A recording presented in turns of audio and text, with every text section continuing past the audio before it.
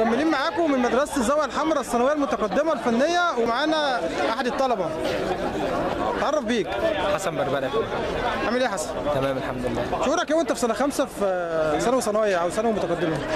والله هو شعور بالفخر. أنا بداية لما أخش يعني قعدت أقول ثانوي ثانوية مش حاببها وكده، بس أنا لما دخلت ولقيت بجد اتعلمت حاجة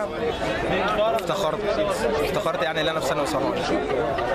أنا عايزك ترجع بيا بعد ما حصلت على نتيجة الإعدادية.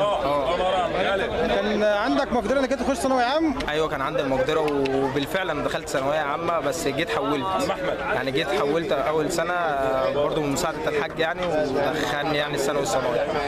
لما دخلتها هنا أنا كنت اللي سامع عن الثانوي الثانوية اللي ده فشل، ما حدش بيخش غير الطلبة الفشلة، لكن لما دخلت بجد قمة كفاية ان انا بطلع بيبقى معايا مهنة كويسة، وفي نفس الوقت طريق سهل للوصول للجامعات.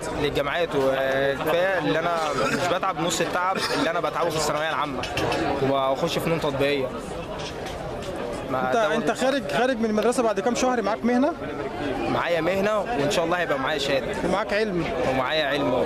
وانا هنا نص زمايلي يعني اللي اتخرجوا من السنين اللي فاتت، في نصهم فاتح ورش ومسؤول عن ورش وشغال في خان الخليلي، لان احنا شغلنا يعتبر بيتعرض في خان الخليلي. في ناس كتيره من زمايلنا في خان الخليلي شغالين، وفي اللي فاتحين ورش. ده برضو حاجه نفتخر بيها.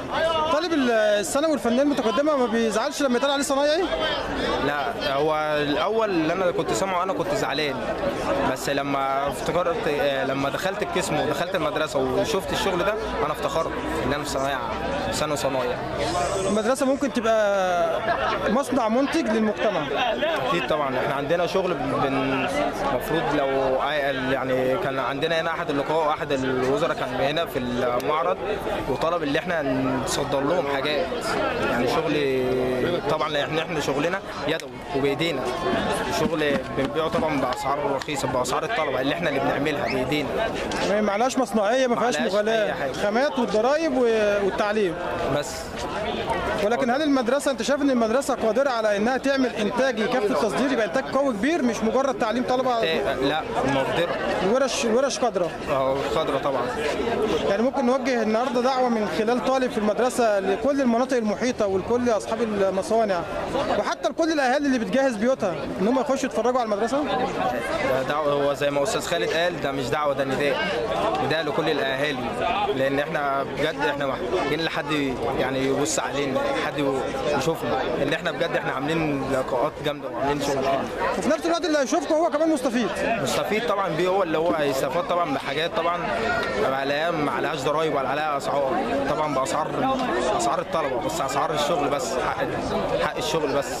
عايزك بقى توجه رساله لكل اولياء الامور اللي اولادهم في الاعداديه السنه دي. والله انا الرساله، انت حابب ابنك يطلع معاه مهنه ومعاه حاجه كويسه ومعاه علم كمان كويس، هي الصنايع احسن من الثانويه العامه بكتير. حسن بربري، نورتنا النهارده ونتمنى لك كل التوفيق. شكرا ليك.